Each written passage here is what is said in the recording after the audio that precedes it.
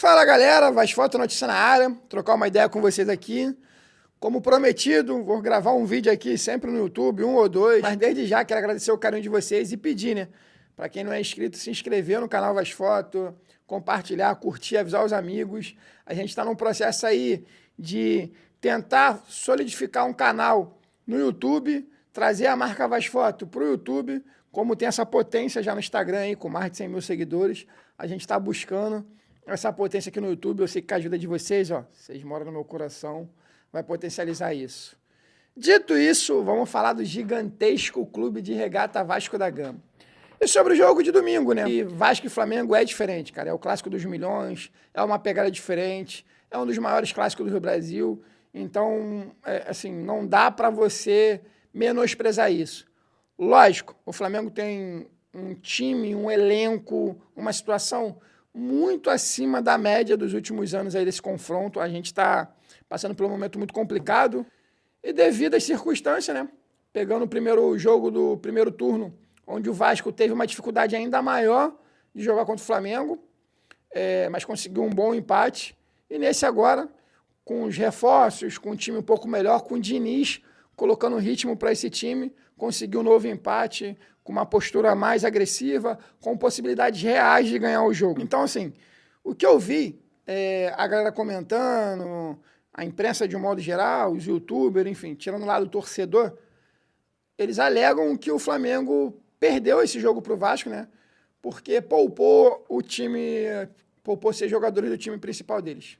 Mas só para deixar claro, e é uma frase que o Abel Ferreira falou, a imprensa, os comentaristas, ele esquece que o jogo de futebol é composto por dois times e que o outro lado também tem um time de futebol. Nessa mesma rodada, o Corinthians perdeu para o Sport, o lanterna do campeonato. Então, não dá para você menosprezar o seu adversário. Então, o seu adversário também merece respeito, merece empenho. E, como eu falei no jogo do Botafogo, dinheiro, parceiro, não entra em campo. O que entra é vontade. E aí entra um ponto extremamente importante. O que os jogadores do Vasco fez ontem tem que bater palma. Pelo resultado? Não. Pelo empenho? Sim. O time correu, brigou, disputou todas as bolas, teve suas limitações. O gol acabou saindo de uma falha, da mesma forma que o gol do Vasco. O Rossi saiu mal e, queira ou não, foi de uma certa falha também ali do goleiro. Mas foi um jogo extremamente disputado. Ambos os times tiveram boas oportunidades. Lógico, o Vasco na reta final cansou, e aí a reposição de jogadores do Flamengo é brincadeira. Entrou o Pedro, entrou a Arrascaeta, que já dá uma cara absurda para o time, muda totalmente. E no Vasco entrou o David e entrou o Matheus França, que está se adaptando ainda. São bons jogadores, mas ainda estão longe do nível aí de Pedro e Arrascaeta. Não foi um resultado assim tão bom para o Vasco, mas também não foi dos piores. Então, tirar um ponto do líder do campeonato, sabendo a vantagem que tem, o elenco que tem, dá para acreditar em dias melhores, principalmente com a atitude do time. Então, eu achei uma atitude dos jogadores assim, uma vontade que há tempos eu não via isso. Mas a gente sabe, né? É clássico, a empolgação, a emoção, a vontade fica maior.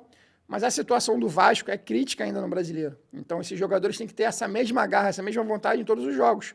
Como o próximo jogo contra o Bahia e o próximo jogo contra o Cruzeiro. A gente tem a obrigação de ganhar esses dois jogos. E somar esses 6 pontos para poder se afastar. A coerência que eu trago disso é que o Vasco se fortaleceu. Então, aquele Vasco frágil que a gente estava vendo anteriormente, aquele Vasco perdido, ainda tem alguns lampejos nesse time agora, nesse elenco atual. A gente viu que contra o Flamengo teve alguns lampejos, algumas bateção de cabeça ali, mas nada assustador. Trazendo para os dias atuais, para o agora, o Vasco está um time forte, o Vasco está um time competitivo, com as suas fragilidades, é verdade, mas está muito mais forte do que aquilo que a gente vinha vindo no início do ano, com aquelas humilhações, aquelas derrotas. Se vocês analisarem friamente, sem o lado torcedor, os últimos jogos do Vasco são bons jogos. Inclusive, o Vasco tem um bom número de gols feitos, se eu não me engano, parelho ali junto com o Palmeiras, mas infelizmente os apagões, as falhas que o Vasco vem cometendo, às vezes, vai fazendo os adversários fazer gol. Mas aquela distância absurda de qualidade técnica que a gente via antes, já não tem mais. O time está bem melhor, está bem mais maduro, bem mais postado em campo. Só agora engrenar uma sequência de vitórias. Eu acho que o Bahia agora, quarta-feira, o Cruzeiro, e depois o Palmeiras, e depois o Vitória. Eu acho que a gente pegar esses 4 jogos aí, a gente conseguir emendar aí 4 vitórias seguidas, ou 3 vitórias, um empate, ou 2 empates, 2 vitórias, só não pode perder. A gente respira mais aliviado, aí vai vir outubro com mais jogos decisivos, e nesses jogos mais decisivos a gente vai subindo degrau, se afastar mais ainda da zona de rebaixamento, se aproximar da Sul-Americana, uma pré-Libertadores, que é possível. Se vocês olharem a pontuação, estão muito próximas, e os times estão oscilando muito. Esse campeonato está muito complicado, está oscilando muito. Os únicos clubes que não estão oscilando no Campeonato Brasileiro é o Palmeiras e o Flamengo. Para o Vasco da Gama, eu acho que é só pedreira agora, galera. Não tem mais como fugir da raia, poupar jogador. Agora é só jogo decisivo e o que importa é a gente garantir os 3 pontos e se manter na Série A, porque ano que vem vai vir bons frutos, porque o que o Pedrinho vai estar fazendo aí na gestão interna do clube está sendo algo maravilhoso. Não é algo visível para a gente como torcedor, não é algo que a gente comemore, porque não dá 3 pontos, mas ao longo prazo faz uma diferença absurda. Então, se Deus quiser, Ele vai ajudar a gente vai se livrar dessa zona de rebaixamento e vai conquistar esse título da Copa do Brasil. É isso que eu tenho para falar para vocês, galera. Depois eu venho aqui, troco mais ideia, falo mais coisas para vocês. Só um recado aí. O que eu falo para vocês aqui é de bate-pronto. Eu tô fazendo tudo no improviso, tô me adaptando. Mas como eu falo na minha rede social do Instagram, tô falando aqui no YouTube, que é esse papo de torcedor raiz mesmo, de torcedor para torcedor. Mas pode ter certeza que eu vou me aperfeiçoando, vou aprimorando, vou falar melhor, vou me expressar melhor, mas a essência torcedor vai continuar. Valeu, galera!